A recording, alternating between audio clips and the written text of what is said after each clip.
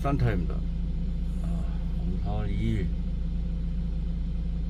오랜만에 영상을 킵니다. 일교차가 크다는 게 예전에는 몰랐는데, 단순히 이런 수치로만 나타나는 이제 일교차의 어떤 단어적인 의미보다는 몸 있잖아요. 몸에서 느껴지는 어떤 부담감?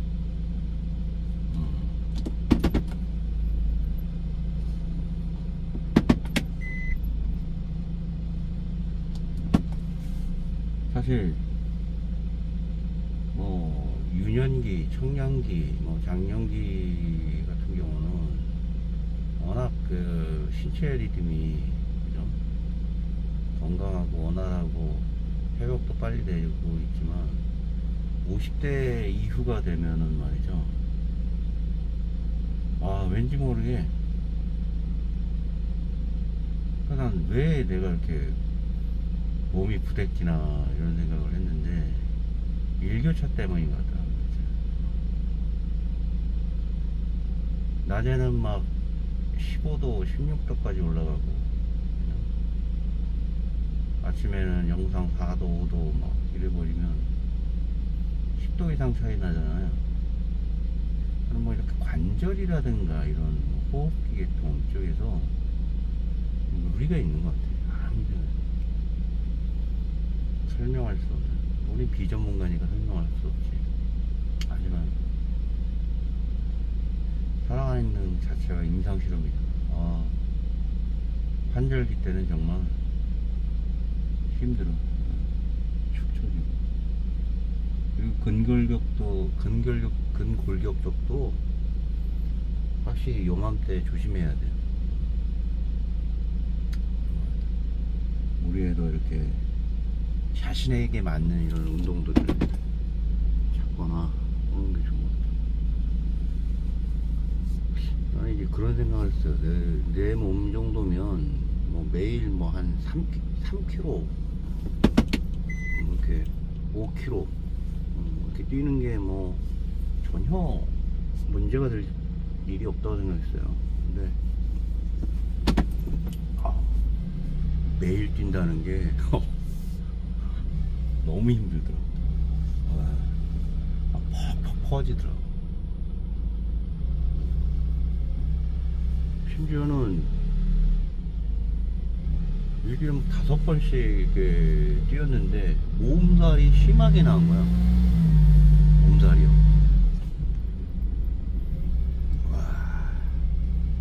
다행히 이제 토요일, 일요일 껴서 회복을 하고 했는데, 중요한 건 자신에게 맞는 스트레칭이라든가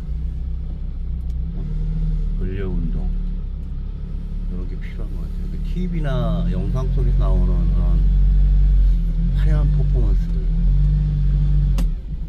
그런 거는 일시적으로만 해주는 거지. 꾸준하게 하는 거는 자신에게 맞는 근력 강도라든가 심폐기능에 맞는 걸로 해야 된다는 거지.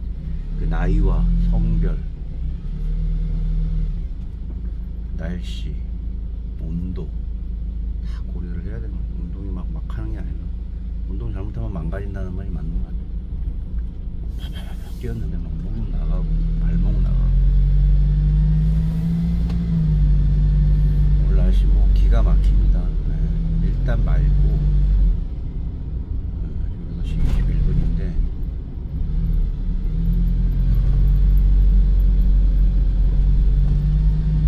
일단은 양 진영간, 그렇죠, 대한민국을 움직이고 있는 의회 권력이, 또 권력이 있잖아요.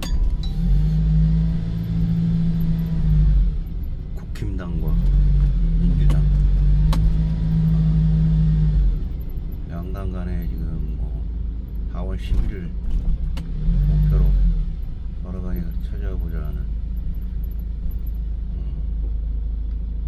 표로하는 오연석을 위해서 아주 그냥 피 터지게 싸우고 있죠.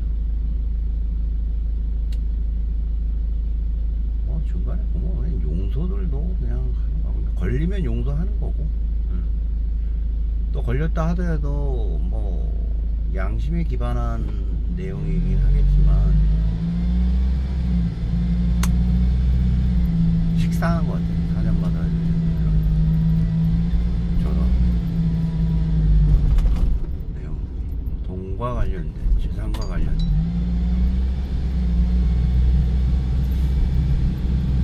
누가 이기든 간에 누가 이기든 치명적입니다. 한쪽이 지는 순간 묘하게도 넉다운 방식이야.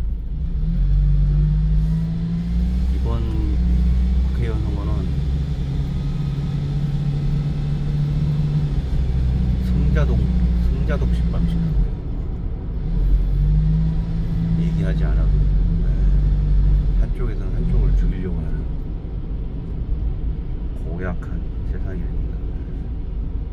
위정자들에게 얘기하지만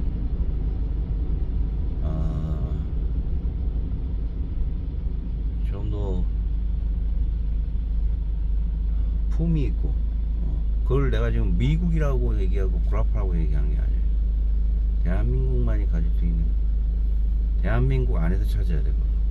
그건 해외에서 찾는 게 아니라 품이 있고 우아한 정치적인 화해라든가 타협이, 그런 대안적인 모델들이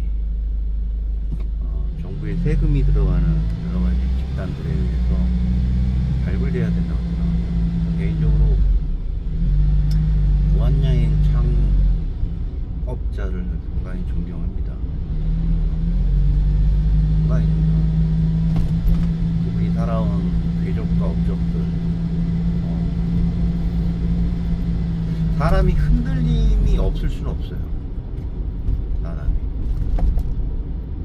굉장히 많은 유혹이라든가 위협,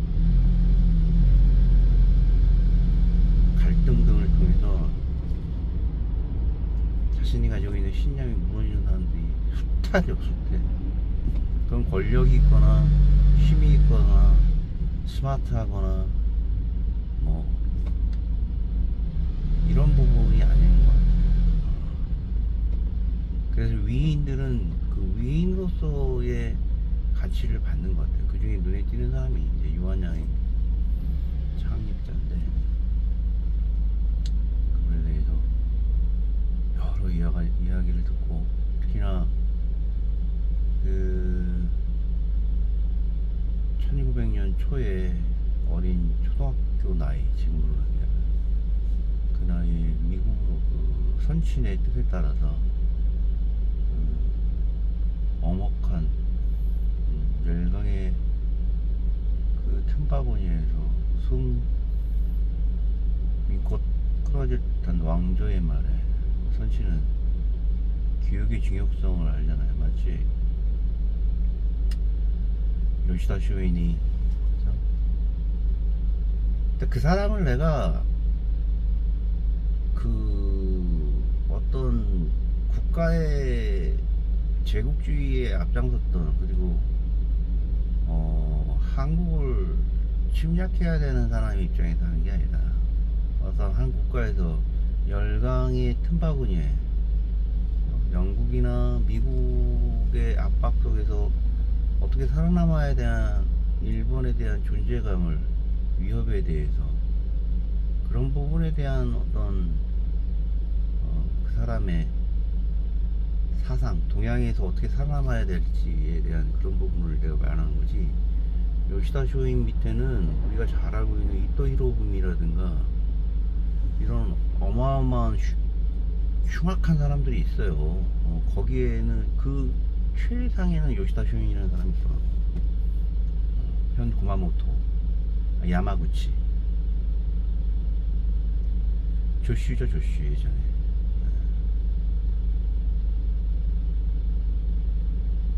하지만 그는 그 나라에서는 또 칭송받잖아. 우리나라도 그와 유사하게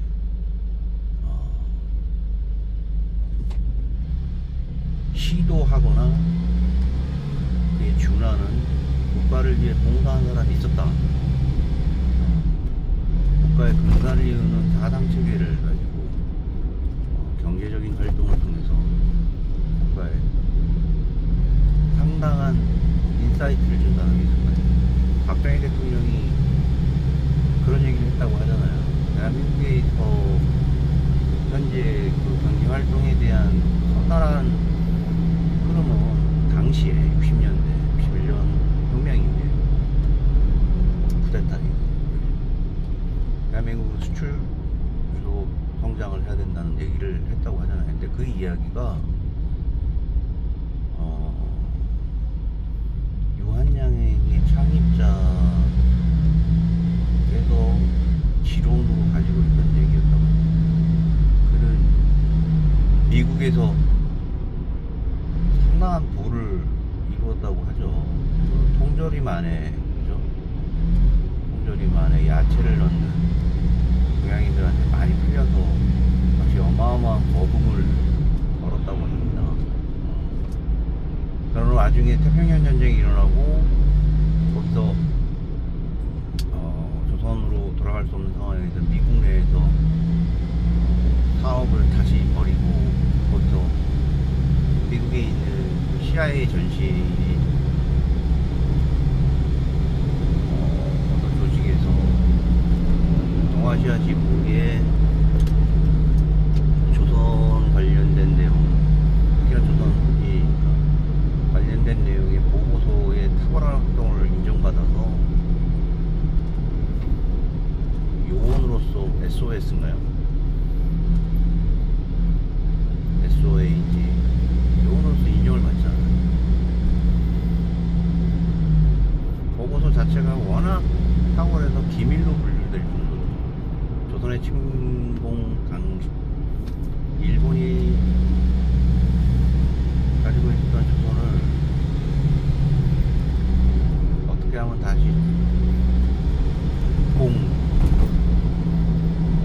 내전을 할 기회가 있을 때 어떤 식으로 보호라든가 인민들의 삶이라든가 이런 부분에 대해서 면밀하게 돌았다는 거예요. 이후에 해방 이후에 그의 삶도 대적이 놀라운 실적을 이루었네요. 그리고 항상 기저에는 그 도덕성이 가지고 있는 유교적인 문화가의 가장 큰 치명타인 그 이익에 관련된 내용의 터부시였는데 그는 그렇진 않았잖아요. 어떻게 하면 이익을 추구하면서도 회사의 존망이 직원과 그는 국가의 발전에 도모한다는 사실을 누구보다 잘 알고 있었던 그가 그 스탠스를 잊어먹지 않잖아요. 하지만 탐욕스러운 자본주의는 아니었다는 거예요.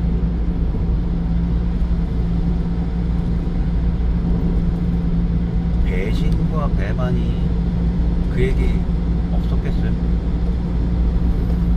그에게도 배신과 배반은 분명히 있었을 거라고 생각합니다.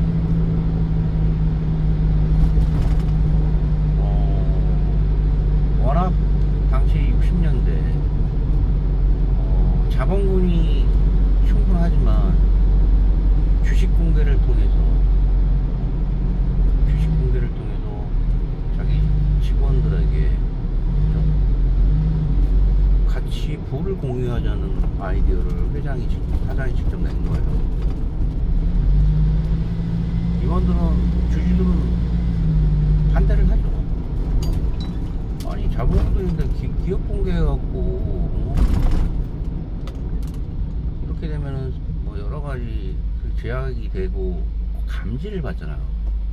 지금이야 금융감독 그런데도 그런 결단을 내리죠.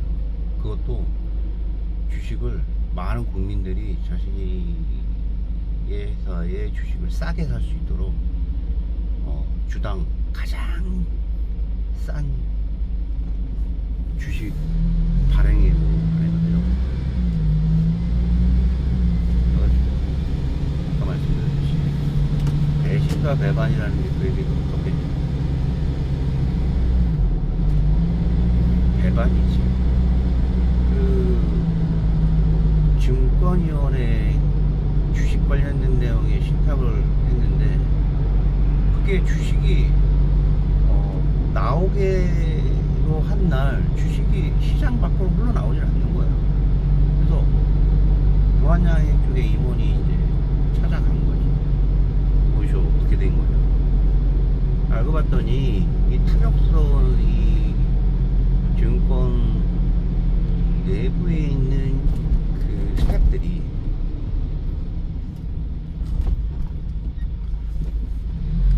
주식을 꼭 붙들고 있었던 거야. 대반이지. 그래서 그 부분을 즉각적으로 가서 다시 조정을 하고 그 60년대 말이죠. 제가 듣기로는 밥도 못 먹고 모든 공산품이 부족해서 그러던 시절에 자신이 가고 있는 부를 탐욕스럽게 축적하고 있을 때 다른 그는 그거를 사회에 화놓고 벌써 그때부터 사회에 화놓고 자랐다. 놀라운 소름 끼치는 지금이야 그런 부분을 지금도 그런 부분이 침공되지만 그리고 군사정권 시절에 총뿌리 앞에서 정치자금을 내놓으라는 위협 속에서도 내놓지 않았다는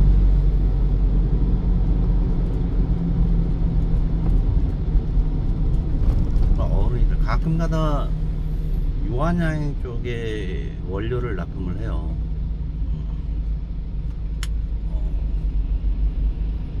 타사 제품에 들어가는 여러가지 제품 중에서 일부 원료를 납품을 하고 있는데 상당히 뿌듯합니다. 그런 곳에 이런저런 제품들을 공급할 수 있다는 거 상당히 뿌듯하더라고요. 배신과 배반 그리고 충성과 복종이라는 부분이 양가적으로 평가되거나 그거를 극단적으로 체득과 몸의 행동으로 옮기는 사람은 좀 여러가지로 곤란하다는 생각이 듭니다.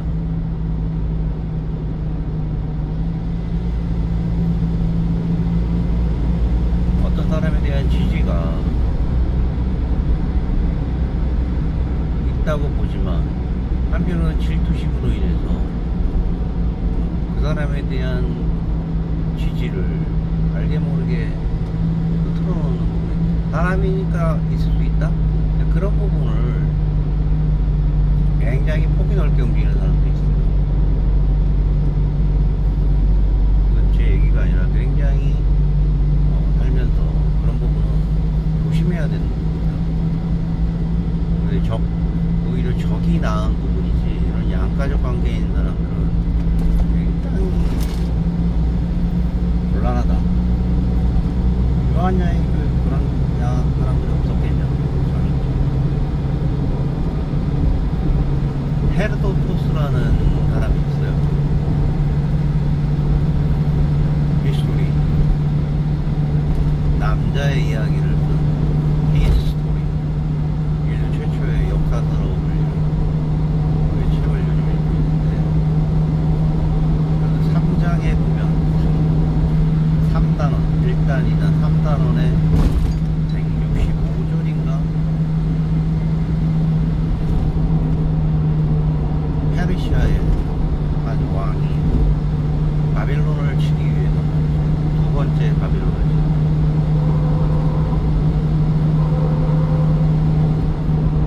바빌론의 성곽이 워낙 견고하기 때문에 시간이 지날수록 점점 불안해지는 거예요. 공격자 입장, 수성자 입장에서는 너무나 힘든 거지. 공격자한테 공격을 하지만 자신의 땅이 바빌론은 견디고 있었어요. 근데 그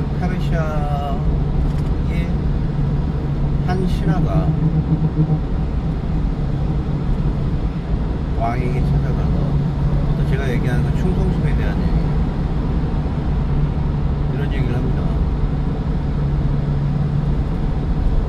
근데 그 놀라운 게 사마천에 있는 사기에도 나와 있는 게, 왕을 위해서 충성을 한다는, 어떤 사람을 위해서 충성을 한다는 게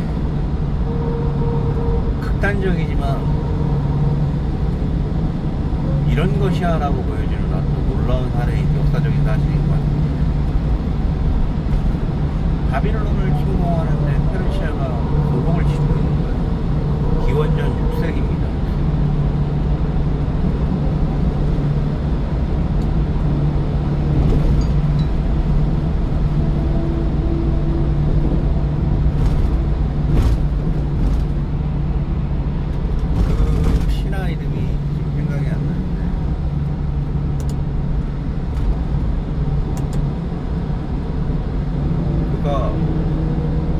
왕의 그런 갈등을 보고 도시의 코와 귀를 자르는 거야. 이런 흉측한 몽골로 내가 모시던 왕에게 이런 악행을 당했다라고 거짓말을 하는 거지. 그리고 바빌론으로 들어가서 일단은 페르시아에 자기가 모시는 왕한테 그 흉측한 모습을 하는 거야. 아니 무슨 일인지 자초지종을 하니, 왕은 이제 너무나 이제 애잔한 거지. 나를 위해서, 국가를 위해서 이렇게까지 하다니, 코와 귀를 자르면 얼마나 흉측하겠어. 머리를 다 삭발하고. 바빌론에 가서 이 얘기를 하는 거지. 자신이 모시던 왕한테 이런 식으로 배신을 당했다. 나를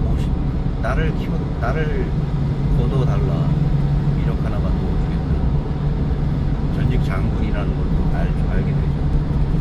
일단은 거두어 드리니까 그의 능력을 보고 재능을 보고. 근데 이제 페르시아 왕하고 미리 얘기한 거지. 1차, 2차, 3차에 의해서 버려도 좋을 만큼의 병력들을 자신이 쳐부술 수 있도록 양해를 해달라. 1차 1000명 중에. 바빌론 난리 난 거죠. 복수의 칼을 가는 저자가 한때 그의 보스였던 페르시아의 왕을, 신복들을 저렇게 죽이는 거야. 얼마나 잘 싸운다. 1000명 죽이고 2000명 죽이고 4000명 죽일 때, 그때 이제 약속한 바대로 전 병력을 어떤 특정문에 데려오면 그제서야 자기가 문을 열겠다 하면서, 그때 이제 그 페르시아 바빌로니아의 성문을 열어버립니다. 굳게 닫혔던 성문이 열리면서 바빌론은 또다시 페르시아의 수중에 들어가게 됩니다. 한 사람에 대한 충성이 어떤 것인지를 보여주는 놀라운 역사적인 사실입니다. 그 얘기를 보고 많은 생각을 하게 됐어요. 정치권도 시끄럽고, 이후에 40 선거 이후에는 어떤 인간관계라든가 예측을 하죠. 어느 쪽에서는 패인을 이유로 해서 뭔가 책임을 져야 되는 거예요. 승자는 패자에게 책임을 묻는 거죠. 그런 세상에 살고 있습니다. 과거에 있었던 그런 위인들에 대한 적이라든가, 특히나 대한민국에서 최근까지도 계셨던 유황야의 창행자에 대한 존경에 맞지 않는 선생님들에 대한 발자취 밑에 우리가 살고 숨쉬고 있다는 점이 저는 행복합니다. 존경할 수 있다는 사람이 있다는 것은 나 자신에 대한 정체성에 거울이 되어줄 수 있는, 그 거울에는 내가 그 깨끗한 위인들의 거울에는 내가 비춰줄 수 있고, 나의 얼룩들이 보여줄 거 아니에요. 그 얼룩들을 보고 반성을 하게 되는 거죠. 자, 오늘 화요일이고요. 4월입니다. 비가 막히다 그지?